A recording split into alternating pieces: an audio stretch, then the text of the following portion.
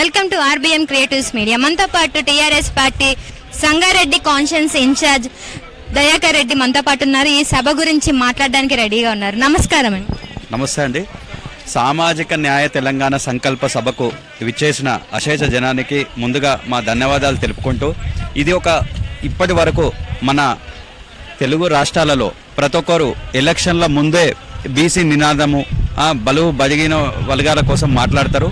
కానీ మన కల్వకుంట్ల కవితక్క గారు, అనేక మంది ఉద్యమకారులు, సామాజిక స్పృహ ఉన్నోళ్ళందరూ ఈ సభకు భారీ ఎత్తున అటెండ్ అవుతున్నారు.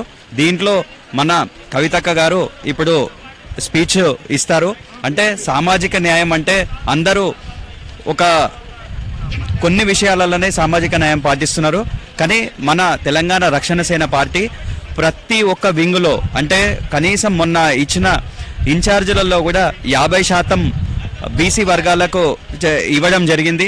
అలానే బీసీ ఒకరే కాకుండా ఎస్సీ, ఎస్టీ, మైనారిటీలలో వివిధ విభాగాలకు కూడా మన దగ్గర సపరేట్గా వాళ్ళని ట్రీట్ చేసి, అంటే ఒక మైనారిటీ వింగ్ అంటే ఒక ముస్లిం వింగ్ ఉంటుంది, ఒక సిక్కు వింగ్ ఉంటుంది.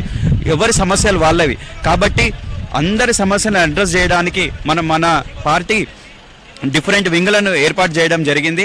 అట్లానే అగ్రవర్ణ పేదలను కూడా దీంట్లో అడ్రస్ చేయడం జరుగుతుంది. అట్లానే ట్రాన్స్జెండర్స్, ఇంకా వివిధ రకాల పబ్లిక్, అంటే ఎవరైతే ఇప్పటి వరకు చట్టసభలలో కనీసము కాలు కూడా పెట్టినటువంటి వర్గాలను కూడా మన పార్టీలో సముచిత స్థానం కల్పించి వాళ్ళని లీడర్లుగా తయారు చేసి, అట్లానే అన్ని రంగాలలో విద్య, ఉపాధి, వైద్యం అన్ని రంగాల్లో వాళ్ళకు కూడా అగ్రభాగంగా ఉంచి ఈ సభను విజయవంతం మా కవితమ్మ గారి ఆధ్వర్యంలో మేము సంగారెడ్డి నుంచి కూడా భారీగా తరలి వచ్చి ఈ సభను సక్సెస్ చేయడం జరుగుతుంది.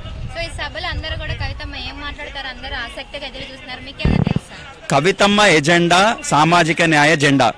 సామాజిక న్యాయం అనేది పెద్దపీట వేసే ప్రోగ్రామ్. ఇది డెఫినెట్గా ఇది గల్లీ ప్రోగ్రామ్ అని అనుకుంటున్నారు. గల్లీ నుంచి ఢిల్లీ దాకా దద్దరిల్లేటట్టు మా కవితమ్మ కార్యాచరణ ఉంటుంది. అది నిరంతరంగా ఉండే కార్యాచరణగా మేము పేర్కొంటున్నాం.